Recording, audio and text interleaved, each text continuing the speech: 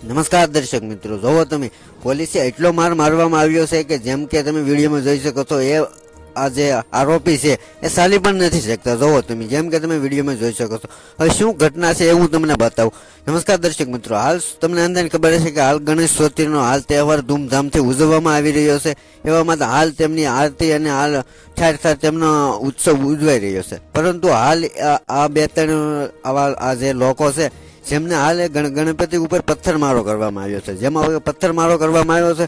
તાત્કાલિક પોલીસને જાણ થતા હાલ તાત્કાલિક પોલીસે તેમને રાતોરાત પકડી લેવામાં આવ્યા છે અને હાલ તેમને એટલો માર મારવામાં આવ્યો છે કે જેમ કે તમે વિડીયોમાં જોઈ શકો છો ફોટામાં કે એ સાલવાની પણ ભાન નથી અને સાલી પણ નથી શકતા. હાલ ખરેખર ધન્ય છે આવા પોલીસને જે તાત્કાલિક આવા આરોપીને પકડી લીધો છે. હાલ સોશિયલ મીડિયામાં તમને અંદાજ ખબર છે કે હાલ ખૂબ તેજીથી વિડીયો વાયરલ થઈ રહ્યા છે. જેમ કે તમે વિડીયોમાં જોઈ શકો છો કે હાલ એવું જાણવા મળ્યું છે કે હાલ મુસલમાન છે આ લોકો જે ગણપતિ ઉત્સવ છે તેમના ઉપર આડો પકડવા ગયા હતા અને હાલ પથ્થરમારો કરવામાં આવ્યો હતો અને તાત્કાલિક પકડવામાં આવ્યો છે.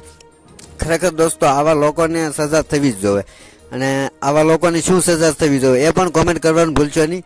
અને આ આરોપી છે એને તાત્કાલિક પકડવામાં આવ્યા છે અને જેલના સળિયાની વાહે રાખવામાં આવ્યા છે. હાલ સોશિયલ મીડિયામાં બૂમ પડાવી રહ્યા છે. એક નથી પરંતુ આ ઝાઝા લોકો છે કે હાલ ઘરે તાળા મારીને વહી ગયા હતા પરંતુ તોય પોલીસે તેમને પકડી લીધા છે. હાલ હું તમને સંપૂર્ણ હમણાં વિડીયો બતાવું અને આ આરોપીની શું સજા થવી જોઈએ એ કોમેન્ટ કરવાનું ભૂલશો નહીં. અને આપણી ચેનલ ઉપર જો નવા હોય તો ચેનલને સબસ્ક્રાઇબ કરો, લાઇક કરો, શેર કરો અને આ ઘટના વિશે તમારી શું રાય છે એ પણ કોમેન્ટ કરવાનું ભૂલશો નહીં.